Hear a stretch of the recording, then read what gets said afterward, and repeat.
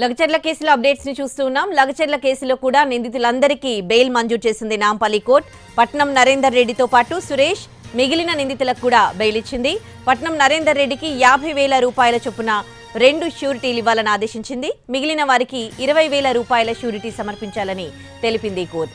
3 నెలల పాటు ప్రతి బుధవారం పోలీసుల ముందు విచారణకు హాజరు కావాలని పట్నం నరేందర్ రెడ్డిని ఆదేశించింది న్యాయస్థానం.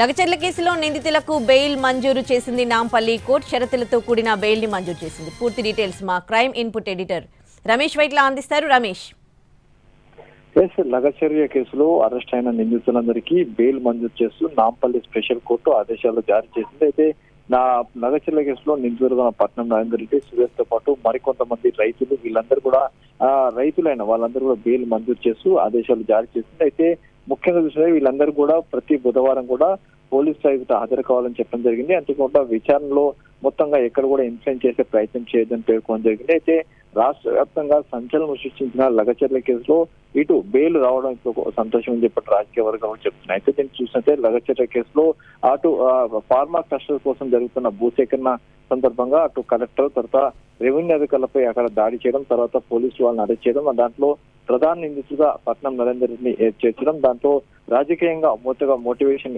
భాగంగా ఇది జరిగిందని చెప్పి కూడా దీంట్లో పేర్కోవడం జరిగింది. అయితే ఈ వ్యవహారం సంబంధించి అటు రాజకీయంగా సంచలనం సృష్టించిన ఈ కేసులో పట్నం నరేందర్ రెడ్డితో పాటు సురేష్, మరికొంతమంది అక్కడ రైతులు వాళ్ళందరూ అరెస్ట్ చేయడం జరిగింది. ఎవరైతే దాడులకు పాల్పడ్డారో వాళ్ళందరూ వచ్చేసి రిమాండ్ పంపించారు. అదే తరుణంలో లగచర్య రైతుకి బెయిల్ వేయడం కూడా ఒక సంచలనం కూడా సృష్టించింది. అయితే ఈ వ్యవహారం సంబంధించి అటు తమకు రెగ్యులర్ బెయిల్ కావాలని చెప్పి కూడా అటు నిందితులందరూ కూడా కోర్టును ఆశ్రయించారు. ఈ మేరకు నాంపల్లి స్పెషల్ కోర్టు నిందితులందరికీ బెయిల్ మంజూరు చేస్తూ ప్రతి బుధవారం కూడా అటు పోలీసులు హాజరు కావాలని చెప్పి కూడా కోర్టు ఆదేశాలు జారీ చేసింది.